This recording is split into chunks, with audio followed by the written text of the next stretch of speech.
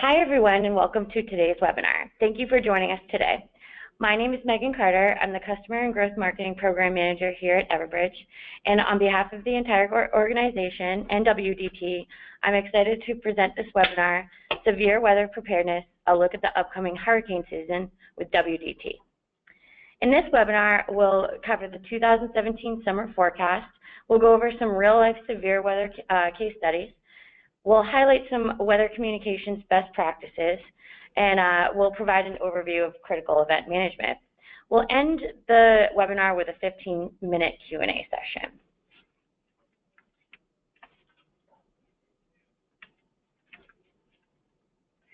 As a reminder, you can submit your questions at any time during the webinar. You can send your questions by typing in the open text field in the questions panel and sending your questions to all panelists. If time runs out before your question is asked, we'll follow up with you via email after the webinar. Links to the recording of the webinar and slides from today's session will be available within a few days. We'll send you an email as soon as they're posted. If you don't already, please feel free to follow us on Twitter at Everbridge. I've also included the Everbridge Smart Weather data sheet in the handout section of the GoToWebinar interface. Feel free to download that. One final note, there is a feedback survey that it'll pop up when you exit the webinar. We take your answers very seriously and would really appreciate it if you could fill it out for us. And now I'd like to introduce you to our speakers. First, we have Mike Gauthier. He is the inland and offshore business continuity expert. Mike brings 25+ years of account acquisition and management experience to the company. His expertise is as much a benefit to WDT as it is to our Everbridge clients, as we focus solely on our service after the sale and success of each and every customer. Mike works to ensure every question is answered and product transition is a breeze. Steve Strum is the Vice President of Extended Forecast Services. After working within the energy sector, Steve identified an industry need and established Frontier Weather, a provider of historical and forecast weather data to the energy and finance sectors. Frontier was acquired by WDT last September. Steve serves as Vice President of Extended Forecast Services, continuing to operate Frontier under the WDT umbrella. And finally, we have Michael Scott. Mike is a Senior Marketing Manager at Everbridge. He has been with Everbridge for over 4 years, working on marketing for the higher education and government verticals. We're happy to have all three of our presenters here with us today. And now, with the formalities out of the way, I'm going to turn it over to Mike Scott. Mike, you should get an invitation soon.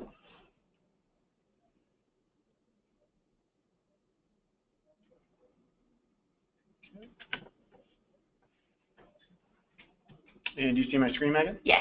Thank you. All right. Thank you, Megan, for the introduction. So before we get started with the weather forecast and a look ahead at this hurricane season, we want to give you guys a little context of why we're hosting this webinar and why these two groups, Everbridge and WDT, are running such an event like this. Well, first off, no matter where you are, because I know we have global business organizations, state and local governments here, healthcare organizations, no matter where you are, loss events can affect you, as illustrated on the image provided. Today we're focusing on, specifically weather forecasts on this webinar, but just be aware that natural disasters and severe weather can affect you no matter where you are. In fact, over the past 30 years, there's been a 300% increase of these type of events. So that begs the question, why? Why is it going up? Well, specifically in the United States, severe weather is meeting an aging infrastructure. This infrastructure is not ready or entirely maintained for such a significant increase. One recent example that highlights this potential issue was the Oroville Dam in California. It was designed specifically for significant rainfalls. Unfortunately, the spillways failed due to erosion. Fortunately, it was maintained long enough to prevent loss of life, but it did require a major evacuation. Over the course of the past 9 years, 10 of the 12 most costly hurricanes in insurance history have occurred. This year, as noted on this slide, we may have fewer storms, but the size and severity could be bigger with flooding. And with that being said, I'm going to hand it over to our WDT partners to go into a little more detail about that. Okay, Steve, I am making you presenter. Okay. Thank you, Mike. Thank you, Megan, for the introduction. And again, we are going to take a look here at the 2017 hurricane season outlook, in particular across the Atlantic Basin, with a few commentaries about other areas as well.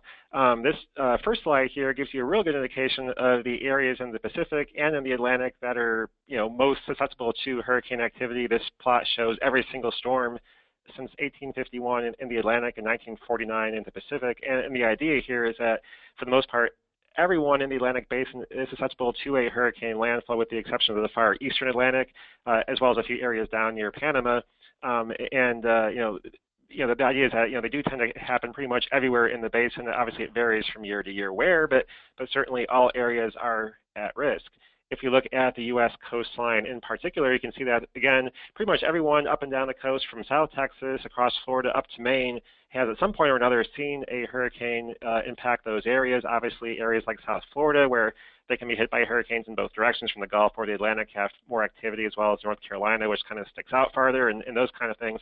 But really, again, everyone along the coast is under the potential threat for a hurricane, and so there really isn't any given area that doesn't see them. It's just a matter of how often you tend to see them during the course of a given decade or longer period of time. This slide here gives you a better indication of how often hurricanes happen in any given location.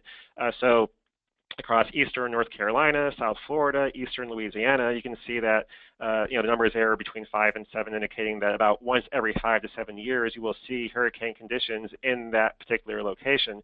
Now, obviously, for North Carolina as a whole, you may see a hurricane every year, even a couple of hurricanes per year. But hurricane force winds typically don't cover a huge area. They may extend 50, 60, 70, 80 miles in diameter, that kind of thing. And so any given location may only see a hurricane once, or hurricane conditions once or twice a decade, but the state as a whole may see one more than once a year. But this really gives you a good idea going into a hurricane season, the areas that are most likely to be hit by a hurricane, just based on historical climate tendencies. Now, obviously, as you get up towards the Northeast and New England, where the water is colder, storms tend to weaken by the time they get there, and they also tend to be moving parallel to the coast, which makes it a little bit harder to see a landfall in those locations, but we certainly have still seen storms in those areas, especially in recent years. We've had a couple notable events in those areas, and so they are still occasionally at risk up there as well. And then, of course, across the Gulf Coast area, we have many areas there tend to see a storm about once a decade or so. Again, the Gulf Coast as a whole tends to see storms usually a couple times a year, but any given location typically sees a storm about once every 10 years or so in terms of at least hurricane intensity at a given point along the coast. Now, looking over the last 65 years or so, since 1950, in terms of overall numbers of storms, number of hurricanes, number of major hurricanes, you can see around 1995 we had a significant uptick in the overall number of storms, and that was really due to the changes in the Atlantic Basin itself in terms of circulation changes in the ocean. We saw a sudden increase in overall water temperatures that have really persisted since then, again, just due to circulation changes with the ocean currents, and that has really tended to help boost the overall numbers of storms in the last 25 years or so. However, we have seen a tendency since about the last 10 years or so, where we have seen a general decline in the number of hurricanes and major hurricanes, although we have seen the number of actual tropical storms stay fairly steady. Now, part of that reason is just because we have much better technology today than we did 20, 30, 40 years ago. And so a lot of storms that are kind of borderline weak storms would never have been classified as a storm 30 years ago. They may never have even been detected 30 years ago. And now we do. And so as a result, we have a lot more of these weak storms that, in the past wouldn't have been counted. And so we tend to see more tropical storms, on average than we used to see. And so that's part of the reason why we've seen more of a steady level of tropical storms in the last 20 years or so, whereas we have seen a little bit of a decline in the number of hurricanes. And that is because we've seen a general decline in overall temperatures in the Atlantic Basin in the last decade or so relative to what they were back in 2004-05, when we had that really active period of weather during that time period. Now, if we look at during the course of the season by day, when storms tend to happen most often, you can see the overall peak in the season is around September 10th. That is the case primarily because the ocean temperatures in the Atlantic Basin tend to peak in mid-September. That's when the water is warmest, even though it is quite a bit after the solstice. We're still gaining overall energy into the water, until we get to about mid-September, and then from that point on, the water tends to start cooling off. And so, as the water gets warmer and warmer and warmer into September, we tend to see more activity and also stronger activity. So September as a whole tends to be the month where we see the most or the most frequent occurrence of major hurricanes, those that have winds over 115 miles per hour, because that is when the water is the warmest, and the warmer the water is, the stronger hurricane you can produce. So that's kind of the key there. But the other point as well is that for the most part, while the hurricane season does start on June 1st, we typically don't really see a whole lot of activity until August 1st. Most years only see 1 or 2 storms between now and August, and so even a year that might see 12 to 14 storms, they only see 2 of those happen before August. And so, while we are, starting the hurricane season here in 2 weeks, a lot of times if you don't see any activity during July and August, or June and July, there may be a tendency to think that's going to be sort of a really quiet year. But in reality, that's pretty much just normal, and most activity doesn't really get going until we run into the month of August. Now, for this season in particular, we are looking at a few things that are going to be driving overall levels of activity. One, we have the potential for an El Nino, which historically tends to mean fewer storms in the Atlantic, although we tend to see more in the eastern Pacific. We do, though, still have a warmer than normal Atlantic. It's not as warm as it was, say 10 years ago, but nonetheless, it is still warmer than normal. And we do have some areas that are, have stronger warm anomalies as well. So that does have a neutral to positive impact in terms of storm numbers and intensity going into this season. However, we also have a stronger Bermuda high this year than average, and that tends to be a negative factor for storms. We tend to see more wind shear, weaker storms because of that, if that does persist. And then we also have a warm eastern Pacific and lower pressure there, which tends to promote a lot of hurricanes in the eastern Pacific, which in turn tends to suppress activity in the Atlantic Basin. So those are the things that we're watching. But the thing is, with any hurricane season, you always have periods of time where conditions are favorable for development. You don't see these same conditions persist just continuously throughout a year. And so as a result, even quiet years do see, a 2-week period here and there throughout the season where you see a lot of activity, and you can see very strong storms. And so while the overall season as a whole does have a number of factors that may limit total storm number, we will likely still see some periods of heightened activity. Now, starting off with looking at pressure patterns across the Atlantic Basin, the bottom map there shows the overall average pressure patterns for this current spring season. And then I've also shown a map from 2005, which was that blockbuster year for comparison. Now, we've had in the yellow there, that's indicating that we've had higher pressure than average across the Western Atlantic near Bermuda, basically a stronger Bermuda high. And what that does is it tends to produce a stronger than average trade wind pattern across the tropical Atlantic, which means tropical waves move faster than usual. And that, in turn, makes it a little bit harder for them to actually spin up into a depression. The faster they go, the harder it is to close off a circulation and form a depression. And so that does tend to limit storm development. It tends to take longer for a storm to develop, which means that it may have less time once it does develop to actually strengthen before making landfall somewhere in the Western Atlantic or the U.S. Gulf Coast or wherever it may be. Also, we've had lower pressure in the Eastern Pacific, which tends to favor more storm development in that area. If we do see more hurricanes developing in the Eastern Pacific, the outflow from those tends to enhance wind shear across the tropical Atlantic, especially the Caribbean, and also promote some sinking motion there, which tends to suppress activity as well. So right now, the pressure pattern is not favorable for a very active season. Again, that doesn't stay constant throughout the year. We do see a lot of variation, and so we will still see periods of active weather most likely, but at the present time, the overall pattern does not favor a real major active current or upcoming hurricane season. Now, again, comparing to 2005, there we had low pressure in the Atlantic, high pressure in the Pacific, and that is a very favorable pattern to see a high level of activity.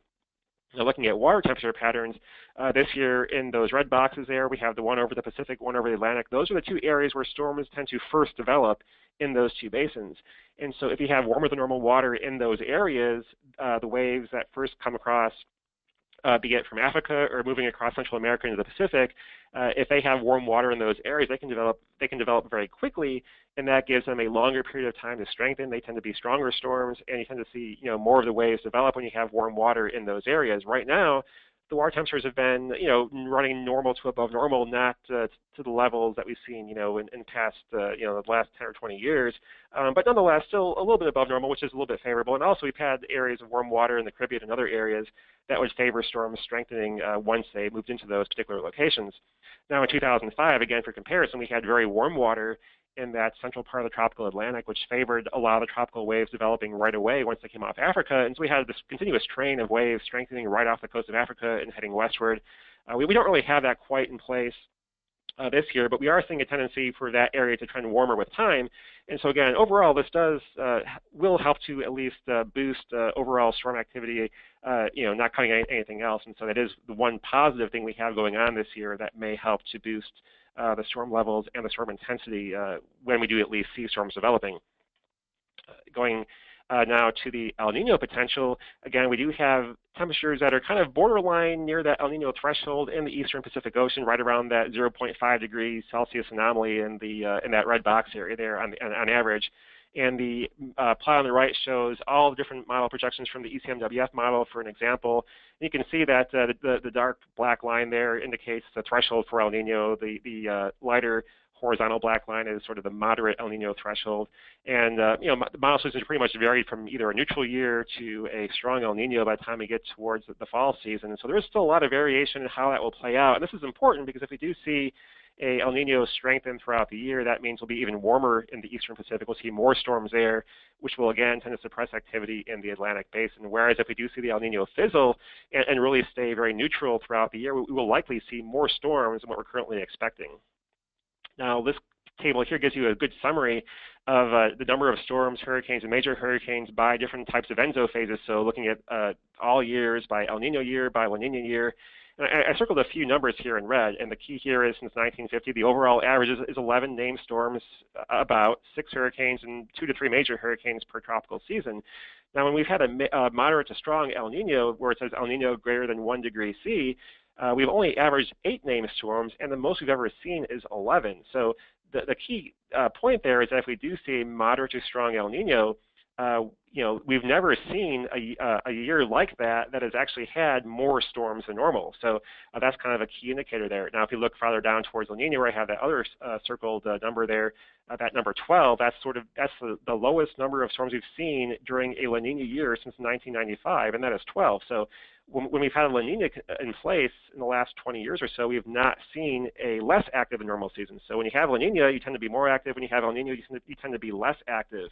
However, if you look at the columns for hurricanes and for major hurricanes, you can see there is not quite as much of a sharp indicator there. For example, for even the strong El Nino years, we've seen an average of 4 and as many as 8 hurricanes, and more notably, we've seen as many as 5 major hurricanes. So, you can still have some very intense hurricanes take place even during an El Nino. The main thing, though, is because you tend to see more wind shear on average, you don't see as many periods of times when you can get storms developing. You can still see strong storms when they develop, but you just tend to see a fewer overall number of storms when you have an El Nino pattern in place.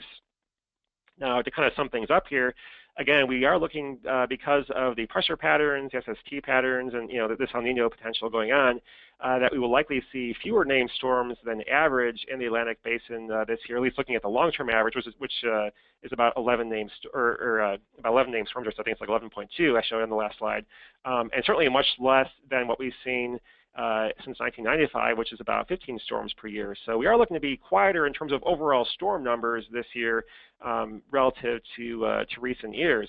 Again, wind shear should limit the overall number of storms, and also and because of that, we'll likely see fewer major hurricanes and hurricanes take place. But again, when we do see them, we are going to see periods of time when we could see potentially some strong development take place. And so while we may not have a lot of storms this year, there's still going to be the potential to see a couple, strong storms that could be of consequence. Again, where a storm hits is always, kind of luck of the draw when they take place. And so it's hard to predict whether or not we'll see a major hurricane landfall take place. Again, it's been a long time. We've not seen one since 1995, or since 2005 on the U.S. coast. And so it's been a long time without a major hurricane landfall. We've seen some ones that have been pretty close, but not officially a major hurricane at the time of landfall since 2005. So it's been quite a while, and we are certainly overdue for a major hurricane strike. There are risks, again, though. If the Atlantic does warm further by August, that would help to boost storm numbers and intensity. If El Nino fizzles, especially by August, that would, again, help to boost storm numbers and intensity overall. And the last point here is that it only takes one storm to become, or to produce a major hurricane, or a major impactful season. The big example, of course, is from 1992. Hurricane Andrew, a major Category 5 hurricane, hit Florida and Louisiana. And that year was a very quiet year. We only saw 6 or 7 named storms that year. Even Hurricane Hugo, when that hit in '89, that again was sort of a, at best, average year. So we've had a lot of these years that have been, fairly quiet, but had one big storm. And so if that one big storm happens to hit the U.S., it can still be a very impactful season, even if there aren't that many storms for the season as a whole. So with that, I'll pass the call back to Megan or Mike, whoever's going to take it away here, and introduce our next portion of our presentation. Great. Mike Gauthier, the presentation rights are coming your way. Hi, everybody. I'm just going to get screens up here and give it a second to load. And while I'm waiting for that to load, I'll just mention to everybody it's a great day to be weather aware here in the United States. I'm sitting here in Colorado where we've got a 2 to 4 foot snowstorm going on, and they've shut the interstate down across the mountains. Denver looks to get impacted hard. Steve, who just gave that presentation on the hurricane season, is in north central Oklahoma, where they're under the gun for gigantic tornadoes today. And now we're going to talk about hurricanes. So if you're into weather and dealing with weather, it's a good day to be weather aware. So I'm just going to take a few minutes here and discuss how WDT does operational meteorological support for folks. This one will be predicated around tropical storms, and we'll go from there. So our statement is to combine exceptional technology and capabilities with expert meteorologists to provide superior forecasts and warnings, and we do that globally. Switching slides here. We have a online tool that allows us to place customers' assets, and we supply tropical information across all basins, Atlantic, Pacific, Indian, and for any of our clients' assets anywhere we go. And we also allow customers to set up unique thresholds for whatever asset they may have in the past. And I'll talk about that in a little bit more as we go forward here. I've got one slide coming up here that'll just kind of explain to you how we do this. We have the same in the upper left corner called AWIPS2 Global Analysis Tool. We use the same $500 million software technology that Raytheon developed for the National Weather Service National Hurricane Center, and we run that in-house. We combine that with about 350 of our own daily atmospheric models and hundreds of thousands of global observation points we bring in, and that allows us to visualize the Earth into a really nice segmented pattern where we can drill down to anybody's assets and provide specific alerting, and do that on multiple platforms for distribution to our clients. And we have that available to clients should they like to discuss with that further. Everything we do, you can put in your mobile device. So you can take all this weather information, put it on your Android, your iPhone, your iPad, as well as desktop, as well as 24/7, 365 access to meteorologists. So how do we run that? We provide services for both marine. If you have assets or you're running operations offshore, we can provide winds, waves, seas, specific to a location anywhere in the globe, whether you're in the South China Sea or in the middle of the Gulf of Mexico, same look and feel as you're going forward. We also provide what we call Continental planners, which is the same look and feel as the marine planners, but this is predicated on land-based assets. All of the thresholds in these planners are set by the end user, green, yellow, and red coded based on the thresholds that they have concerns about. And you can set those thresholds, and those come out in a daily fashion for any of our clients. We do provide site-specific weather alerting. You see a couple samples here. One is an offshore asset where we're showing hazardous thunderstorms coming offshore, and the other one is actually down in Miami. We're showing lightning proximity alerting going on in real time. And we have hundreds of different types of alerting protocols for that.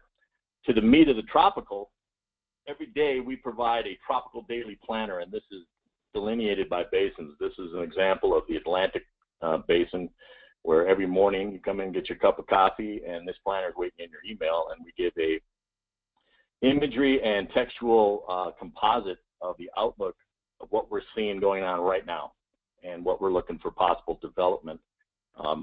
Very, very popular. People love this. They can get about their day, go about their work. If there is an actual active storm that has been dedicated, that's when we get into the weeds with it, and we start getting into the track, intensity, forecast period, communications, time frame, everything we are looking at from a forecast standpoint of where that storm is going and how it's going to make impact. And then finally, we take our clients' actual hurricane plans and tie it into the official forecast. So if you know you have direct actions, I'm just going to call it action 1, 2, 3, and 4 in this example, we can tie that into the threshold and send those reports to you when those risks are met. People love this because they get it in their hands, they look at it and say, oh, we're at step phase 2, we have to take action, whatever they have. So we coordinate and work with our team and your team to develop a tie-in between the official forecast and your action plans going forward. I'll be available for questions after this if anybody wants to know more about it. We have a full partnership with Everbridge for communicating these tools and this results, so love to chat with you about it. Megan, I'll give it back to you. Okay, great. And one last presenter. I'm going to hand it back to Michael Scott. Thank you, Megan. Just going to get my screen up and we'll get started.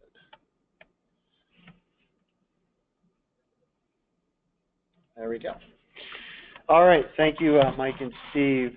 So before we get to the Q&A, I'm going to quickly go through some best practices that we put together around communication coordination for these types of events. So one of the 4 key areas we're gonna focus on is getting the best assessment. What does that mean? Information is key, and accuracy matters. To go along with that, time also matters. People's lives depend on how fast you can move and deliver them that critical event information.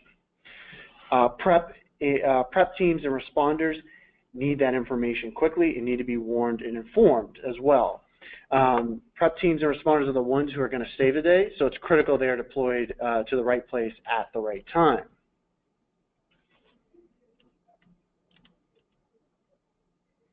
Okay. So let's dive a little bit more into that. So one of the first points I'd like to cover is situational intelligence. Ultimately, you need real-time intelligence from trusted sources. In the case of weather, patterns change, the course of a hurricane can move, and that information can alter the way you need to respond. This leads into why you need a single pane of glass with both your situational intelligence and notification capabilities. And we'll get a little bit more into that of how WDT and Everbridge fit together into that part of the equation. Now back to my second point, time matters. You want to be efficient because different types of severe weather require a variety of various different response times. For example, tornadoes only give you a few minutes, while you may have advanced warning for a hurricane. Even in either situation, they're both fluid, meaning they're going to require swift response if something changes. What you need to consider for that is potentially leveraging template-based notifications that you can launch in seconds. This is important because ultimately this can help you follow procedures, but also reduce errors and decrease the time it takes to get messages out. Moving back on to, oops, sorry about that.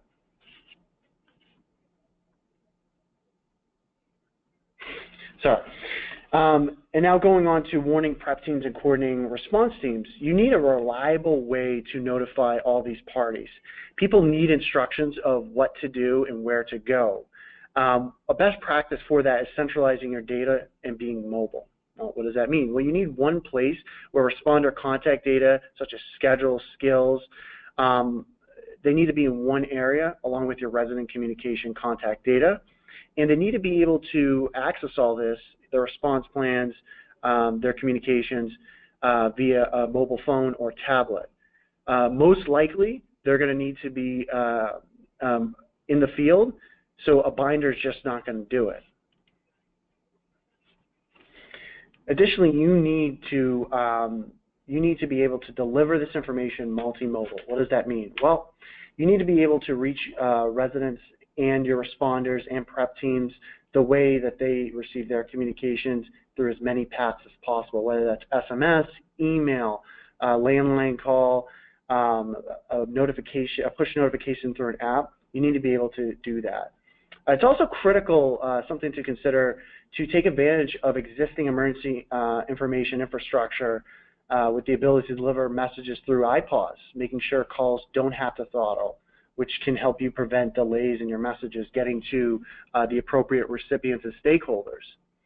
And in these type of scenarios, also consider that it's likely systems will go down, but ultimately, if it is an emergency message through a government-defined hierarchy, systems are going to be prioritized depending on their message delivery. And lastly, I want to focus on the importance of geo-targeting messages. It is important to have the capability to be able to draw on your map the affected areas, whether it's a flood zone or the path of the hurricane. And if your system allows for being able to create incident zones where if someone with a mobile app goes through that incident zone, they'll be able to receive a notification of that and be fully aware of the situation. So let's move into where Everbridge fits into the equation. So for those of you who aren't familiar with Everbridge, or this is one of your first webinars you've been on, I want to quickly give you a little background. For the past 15 years, Everbridge has partnered with organizations large and small to help keep people safe and their businesses running. So that's whether they're man-made emergencies or regional natural disasters.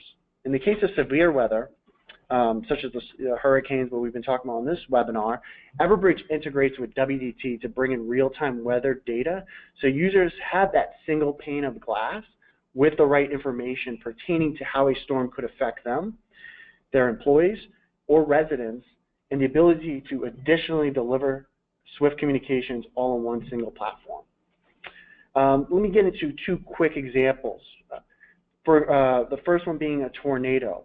Recently, Everbridge was used by a public safety agency in Indiana as tornadoes drove through. In this case, Everbridge was deployed 1 minute after the NWS warning was issued. That same agency also used sirens, but unfortunately, those lack context and the ability to ensure a message was received or heard in the case of a siren, whereas Everbridge messages can better inform and instruct those affected through that multimodal approach, increasing the chance the message is received and understood. More related to our webinar topic, Florida last year leveraged Everbridge statewide for Hurricane Matthew prep and response. Interestingly enough, one of the cool stats from their deployment was in the first 24 hours, they had 350,000 people opt into their solution, into their emergency communication system. Through the life cycle of the event, they provided 18 messages that included critical event updates, not only to residents, but also their responders. Most importantly, Everbridge's infrastructure delivered these messages without the need for throttling, preventing possible delays in information sharing because they were also able to leverage iPods. As mentioned previously, location does matter. So I brought up geo-targeting. Florida was able to do this in areas that had potential flood warnings or were potentially going to be affected by flooding. These notifications were not just limited, again, to residents. Prep and response teams were communicated with throughout the event with Everbridge. And again, they leveraged that multimodal approach in those affected areas to make sure that those response teams got the message as soon as possible.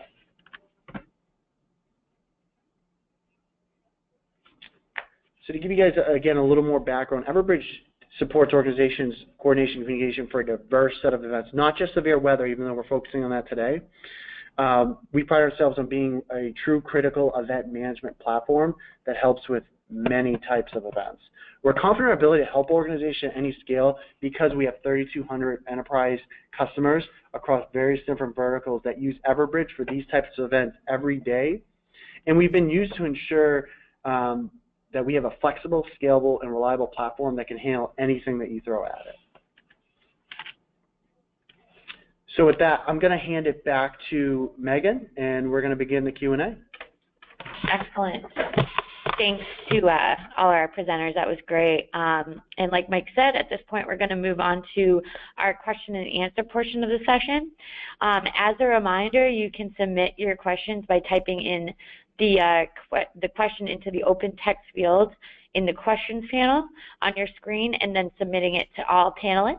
And we'll answer as many questions as we have or as many questions as time allows. So the first question was actually for Steve, and it was one of our attendees asking if you could repeat and just speak a little bit about the total of storms predicted for this season. Okay, sure. Yeah, we're looking at it for the Atlantic Basin at least, a total of 10 to 12 named storms, 4 to 6 hurricanes, and 1 to 2 major hurricanes. So again, that's not too far from the overall average that we've seen since 1950. But if you look at what we've seen since 1995, like the last 20 years or so, it is below that average. But again, we've seen more storms. We had that very active period during the 2000s when we saw, 15, or in 2005, as many as 27 storms. And so the shorter-term average is quite high, but and we will likely be below that, but we may not be too far from that longer-term average of 1950 to, say, 2016, which is about 11 named storms. So we'll be pretty close to that. But again, about 4 to 6 of those will likely become a hurricane. So we'll probably see more tropical storms than hurricanes, again, likely because we'll see more wind shear from the possible El Nino this year. Okay. All right. Thank you so much. Here's a question for Mike Scott.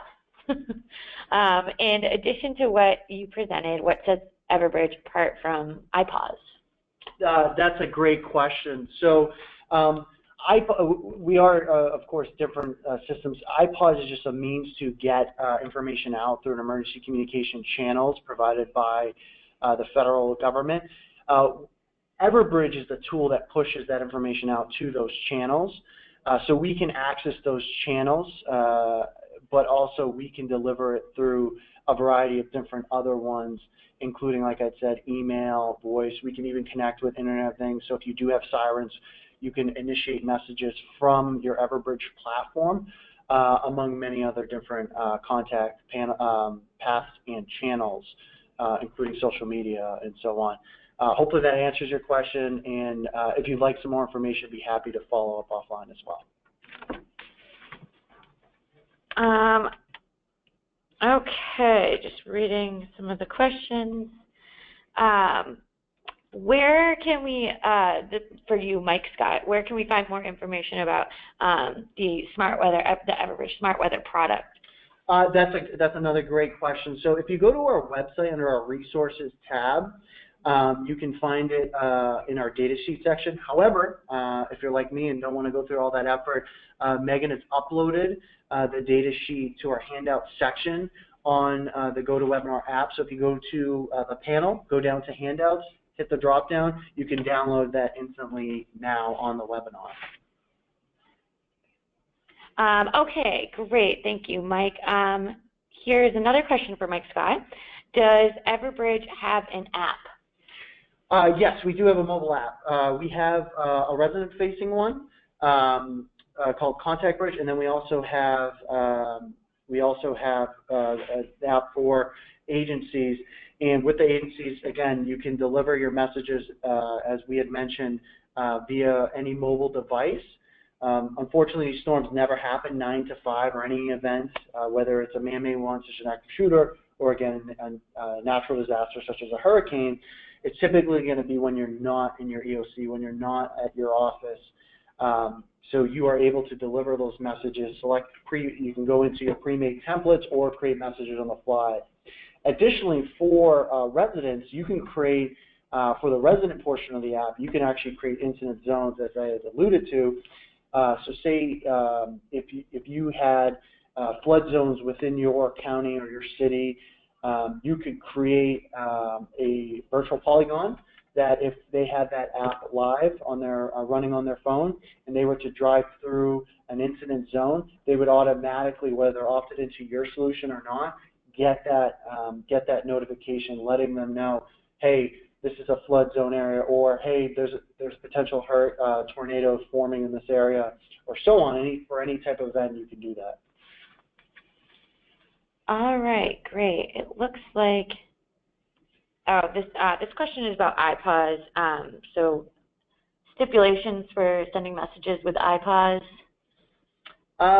That's a good question. I'm not a resident iPause expert at Everbridge, but what I will do is I will follow up with you with one of our resident experts who can go into a little more detail on that.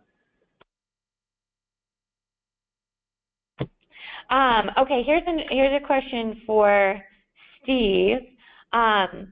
What makes this hurricane season different from last hurricane season?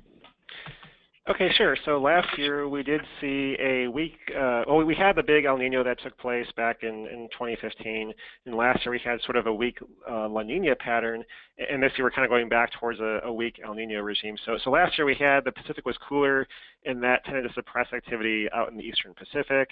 It also tended to generally lower the overall wind shear profile across the Atlantic basin. So we did see more storms last year. In fact, we saw 15 named storms and 7 hurricanes. So we likely will see less than that this year, since we are going to have more wind shear than last year. The Atlantic is not quite as warm, and the Pacific is warmer, and so all those things kind of work together to generally lower the number of storms that we saw, or that we will see this year. Although again, we didn't really have any, it was another year last year where we had 4 major hurricanes and no U.S. landfalls of a major hurricane. So again, even though we did see a lot of storms last year, we didn't have any major U.S. impacts. And this, again, may not be as active in terms of total number of storms, but the potential still exists that we could still see a major hurricane landfall this year. Since again, it has been a very long time that we've gone without one. So again, fewer storms than last year because of the different profiles of our temperatures and wind shear. But again, the risk is still there that we could still see a major hurricane landfall at some point during the season.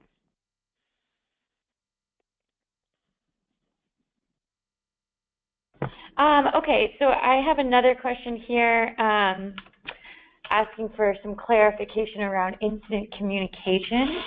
Mike Scott, I assume this one's for you.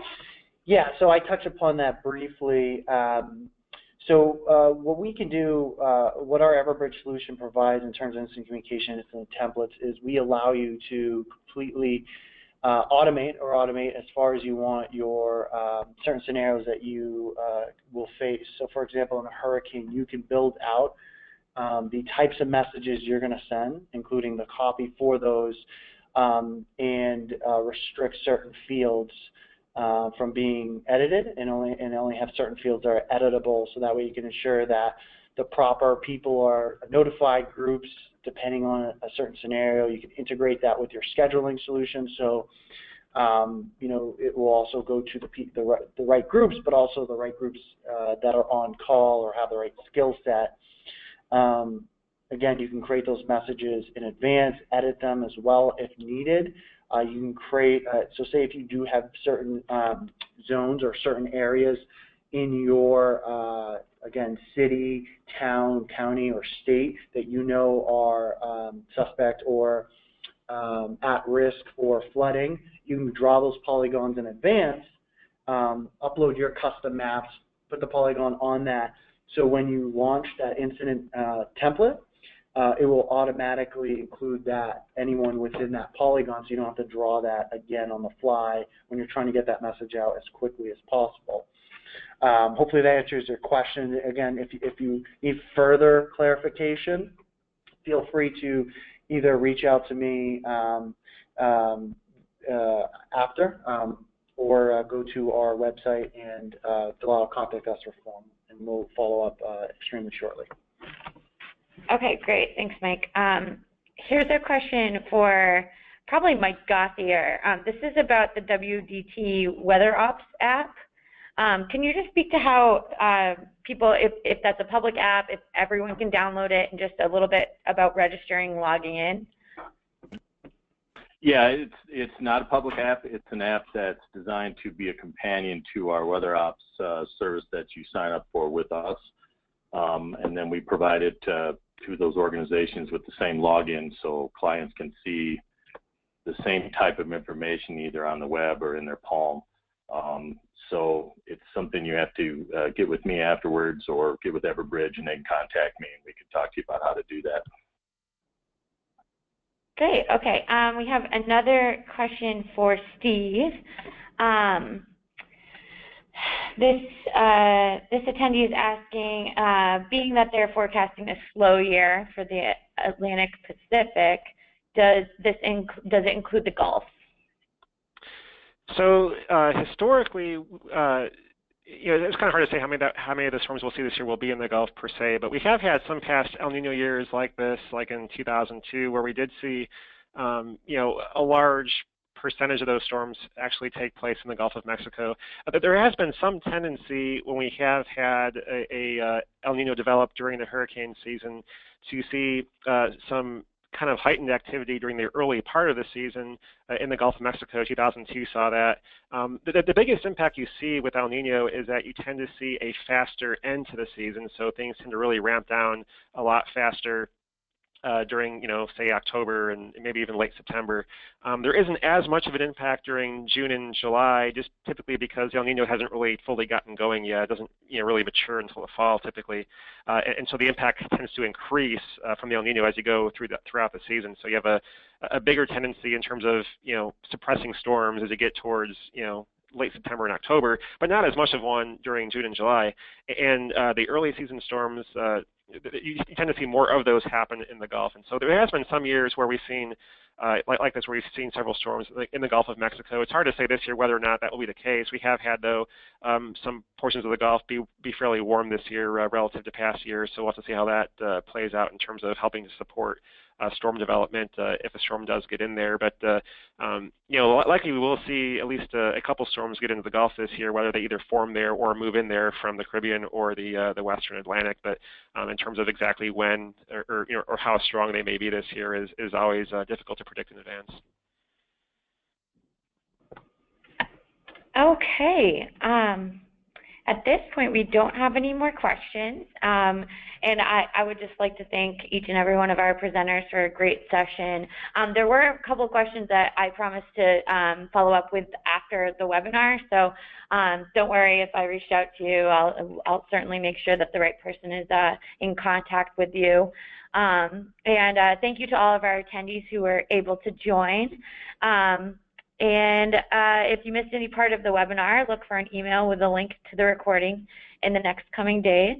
And if you have any questions, please note them in the feedback survey, and someone from Everbridge will reach out to you with an answer. I'll also be sharing contact information from our presenters today, so be assured that you'll get that information. And thank you all again for your participation, and we hope to see you at our next webinar. Have a wonderful day.